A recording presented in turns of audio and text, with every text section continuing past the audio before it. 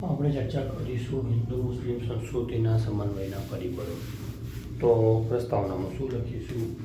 તો પ્રસ્તાવના આવશે કે તે સમયની રાજકીય સ્થિતિ, ભારતની રાજકીય સ્થિતિમાં ખૂબ જ ઉથલ પાથલ હતી અને તેના લીધે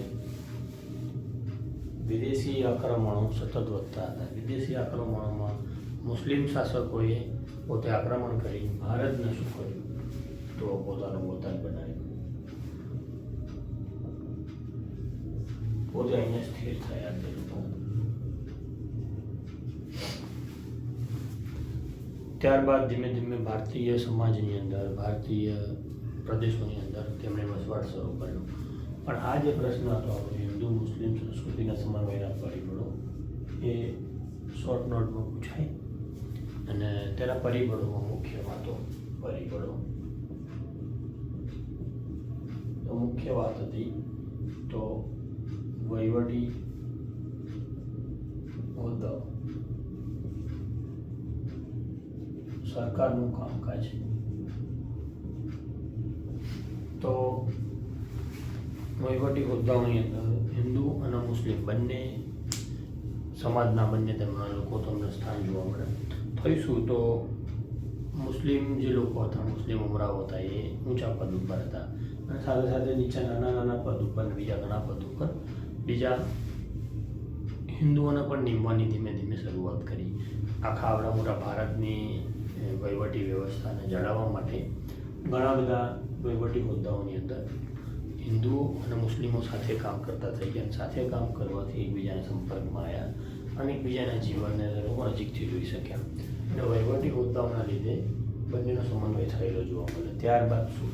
ત્યારબાદ સૌથી મહત્ત્વની વાત આવે કલા અને કલાકારો. કલા એક એવી વસ્તુ કે જેની અંદર કોઈ ભેદભાવ ન કરી શકે, કુદરતી ઊભી કરેલી હોય, ગોડ ગિફ્ટ કહેવાય ને. તો કલા જે હતી એ કલાના મુસ્લિમ શાસકોએ ઘણું બધું પ્રોત્સાહન આપ્યું હતું. સંગીત કલા, નૃત્ય કલા, નાટ્ય કલા, ઘણી બધી કલાઓનો, સ્થાપત્ય કલા, શિલ્પકલા. તો જે કલાકારો હતા એ હિન્દુ અને મુસ્લિમ, ઈરાની કલાકારો, વિદેશી કલાકારો, મુસ્લિમ કલાકારો, ભારતીય કલાકારો, હિન્દુ કલાકારો બધા એકબીજાના સંપર્કમાં આવ્યા અને ધીરે ધીરે ધીરે કલા દ્વારા શું થયું તો એકબીજાના સંપર્કમાં એટલા ઊંડા ઉતર્યા અને એ ભવિષ્યમાં હિન્દુ અને મુસ્લિમ કલાનો તમે સમન્વય, તેમની સ્થાપત્ય શૈલી અને ઘણી બધી એવી બાંધકામ, ઘણી બધી રચનાઓ એમાં તમે જોઈ શકો. કલા દ્વારા સમન્વય થયો. ત્યારબાદ ત્રીજા નંબરનો પોઈન્ટ કયો આવશે? તો જો ઘણા બધા મુસ્લિમ વિદેશી જે હતા એમણે ભારતની સ્થાનિક સ્ત્રીઓ, એ હિન્દુ બી હતી અને ઘણી બધી અલગ અલગ જાતિની સ્ત્રીઓ એમણે લગ્ન કર્યા. લગ્ન કરવાથી શું થયું? તો લગ્ન થઈ ગયા, ધર્મ પણ પરિવર્તન થઈ ગયો, પણ એ જે સ્ત્રીઓની માન્યતાઓ હતી, રીતિ રિવાજો હતા, જે હિન્દુ ધર્મના જોડાયેલા હતા, એ એમને રહ્યા વર્ષો પછી પણ. અને તેના લીધે હિન્દુ અને મુસ્લિમ એકબીજાનું ભળી ગયા. અને સૌથી મહત્ત્વનો મુદ્દો તો સૂફી સંતો. તમે એમાં સૌથી મહત્ત્વનું નામ કપિલનું. સૂફી સંતો જે હતા તેમણે હિન્દુ અને મુસ્લિમ બંનેને સમન્વય કરવાનો સારો એવો ભાગ ભજવ્યો. તમે જુઓ કે આજે પણ અજમેર શરીફની દરગાહ હોય કે પછી તમે જુઓ કે ઘણા બધા નામ તમને એવા જાણવા મળે. માનો કે રામદેવ પીર, તેમના નામની પાછળ પીર લાગતું હોય. અમદાવાદની બાજુમાં આવેલી પીરાણાની દરગાહ, ત્યાં હિન્દુઓ પણ જતા હોય, મુસ્લિમો પણ જતા હોય. અજમેરની દરગાહમાં હિન્દુ મુસ્લિમ બંને જતા હોય. સાંઈબાબાનું મંદિર તમે જુઓ તો એના હિન્દુ અને મુસ્લિમ બધા માનતા હોય. તો આવા ઘણા બધા સંતો થયા કે જે હિન્દુ અને મુસ્લિમ બંનેની અંદર એ પોતે પૂજનીય થયા અને તેના લીધે હિન્દુ મુસ્લિમ સંસ્કૃતિના સમન્વય થયેલો આપણને જોવા મળે. આપણે આગળ જોઈએ એમ કે હિન્દુ અને મુસ્લિમ સમન્વયના પરિબળો તો આ તમને શોર્ટ નોટમાં પૂછતા હોય, પણ તેના સિવાય હિન્દુ મુસ્લિમ સંસ્કૃતિના સમન્વયના સામાજિક અને ધાર્મિક પરિબળો કયા હતા? તો સામાજિક સામાજિક પરિબળો કયા હતા. તો આ જે હતા પરિબળો, તો એમાં સૌથી મોટી વાત હતી કઈ, તો કે આની અંદર આપણે શું લખવાનું, પ્રસ્તાવના. સૈકાઓ લાંબો તેમનો વસવાટ ભારતની અંદર, સૈકાઓ લાંબો વસવાટ તેના દ્વારા એકબીજાના સહવાસમાં આવવાથી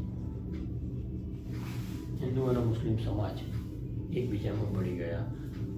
આપલે શેની થઈ સમાજની અંદર, સંસ્કૃતિના સમન્વયની અંદર? તો આપલે થઈ સૌપ્રથમ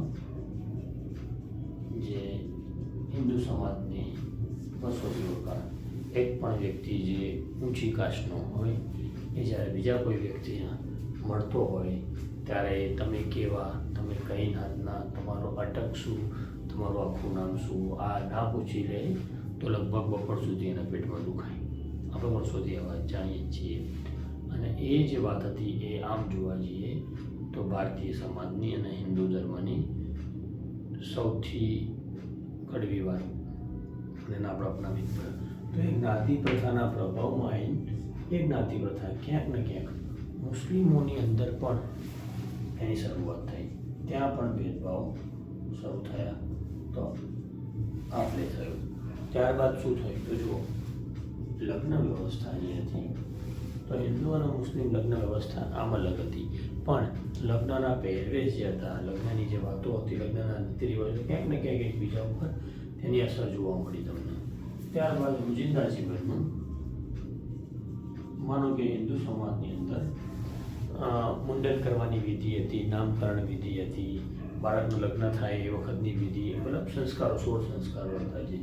એ જે સંસ્કારો હતા તેની અસર મુસ્લિમોમાં તમે જુઓ, જેમ આપણું મુંડન સંસ્કાર હતા એવી રીતે એ લોકોની અંદર પણ ઘણા બધા સંસ્કારોની શરૂઆત થઈ.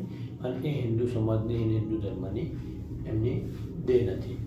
ત્યારબાદ તમે જુઓ કે જેમ રોજ સવારે નિત્ય જે કર્મ હોય,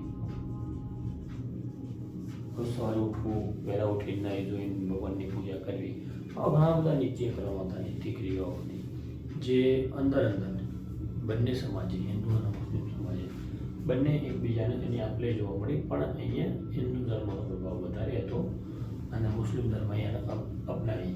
ઘણી વાતો એવી હતી કે જે મુસ્લિમ ધર્મની હતી અને હિન્દુએ અપનાવી. એમાં એક વાત જુઓ તમે કે પડદા પ્રથા, તો ભારતમાં આવી પ્રથા હતી ને, પણ મુસ્લિમ સ્ત્રીઓના બુરખા અને તેમની પડદા પ્રથાને ધીમે ધીમે શીખી ગયા. તમે જુઓ, ઘણા બધા રાજપૂત રાજાઓ અને ઘણી બધી જે કહેવાય ને રાણીઓનો તમે લાજ, તો જે લાજ ઓઢવાની પ્રથા હતી, બરાબર, પડદા પ્રથા હતી, એ એકબીજાની આપલે હતી. ત્યારબાદ તમે જુઓ એમ કે ત્યારબાદ શું હતું? તો જુઓ, ખાનપાન, આનું એટલું બધું મિશ્રણ થયું ભારતીય સમાજની અંદર, એટલું બધું મિશ્રણ થયું કે તમે કોઈ પણ ભોગે તેને અલગ ના કરી શકો. અલગ કરવાની વાતો કરવાવાળા અને અલગ માનવાવાળા લોકો, એને તમારે એવું માનવું કે એ લોકો ઓછું ભણેલા, મૂર્ખ, તમે જે ભણતા વિદ્યાર્થીઓ રહ્યા તે એને બિલકુલ માનતું નહીં. તો જો ખાનપાનની અંદર મહત્ત્વની વાત હતી તો બરફી, જલેબી, હલવો, આવી ઘણી બધી મીઠાઈઓ હતી જે મુસ્લિમ સમાજની ભેટ, કે જે તમને ભારતની અંદર જોવા મળતી નથી, એ એમનો મુખ્ય ખોરાક હતો. અને આવી જે મીઠાઈઓ હતી એ આપણને ભેટ મળી. ત્યારબાદ બીજો એક મુખ્ય મુદ્દો આવતો તે એટલે પોશાક. તો જુઓ, સૌથી મોટી ભેટ તો શું? પાયજામા, સલવાર. ભારતીય સમાજમાં કેવું ઘર કરી ગયું તમે જુઓ એમ કે કુર્તી, પાયજામા, સલવાર, કુર્તી, આ જે બાબતો હતી એ આપણને મુસ્લિમ સમાજની જે પહેરવેશ હતું તેને ધીરે ધીરે આપણે અપનાવી લીધું. હવે જુઓ કે કેટલું ઊંડું ઉતરી ગયું કે લગભગ હવે એટલું કોમન થઈ ગયું કે એને તમે અલગ ના કરી શકો એકબીજાને. જેમ તમે જુઓ કે લગ્નની અંદર સાફો પહેરવો,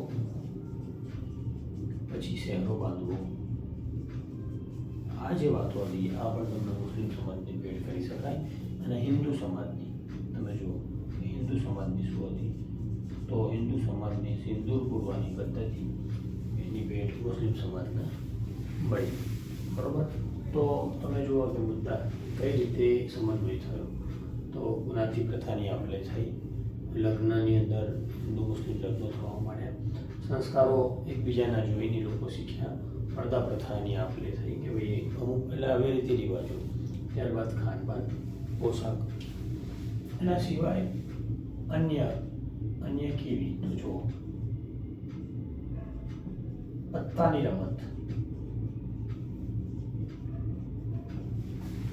ત્યારબાદ કયું તો પત્તાની રમત, અને ત્યારબાદ તો જો મિજબાનીઓ યોજવવી, મિજબાની રાખવી, આવી જે પરંપરાઓ હતી એ આપણને મુસ્લિમ ઉમરાઓ જે હતા એમની ભેટ હતી. આ ઉપરાંત આતશબાજી, આવી ઘણી બધી જે અમીર ઉમરાઓની રમતો હતી એ ધીમે ધીમે ભારતમાં ઘર કરી ગઈ. રોજિંદા જીવનની અંદર અખ્તરનો ઉપયોગ કરવો તે પણ આપણા મુસ્લિમ સમાજની ભેટ હતી. અને એનાથી વિશેષ કહીના તો મહેંદી એક પણ એવો હિન્દુ સમાજનો પ્રસંગ નહીં જેમાં મહેંદી ન થતી હોય. લગ્નની અંદર તો અલગથી વ્યવસ્થા કરવામાં આવે મહેંદીની. તો આ બધી તમે જુઓ કે મુસ્લિમ સમાજની ભેટ હતી આપણને. ત્યારબાદ ધાર્મિક સમન્વય કેવી રીતે થયો. ધાર્મિક સમન્વયમાં કઈ વાતો, તો મહત્ત્વની વાતો કે સૂફી જે સંતો હતા તેમના પ્રવચનો, તેમની વાતો, તેમના વિચારો, તેમાં મહત્ત્વના આવશે સંત કબીર. બરાબર. પછી બજાર ઉપર ફૂલ ચડાવવા, ફૂલના હાર, આ પણ એકબીજાનું જે કહેવાય ને એકબીજાની આપલે હતી.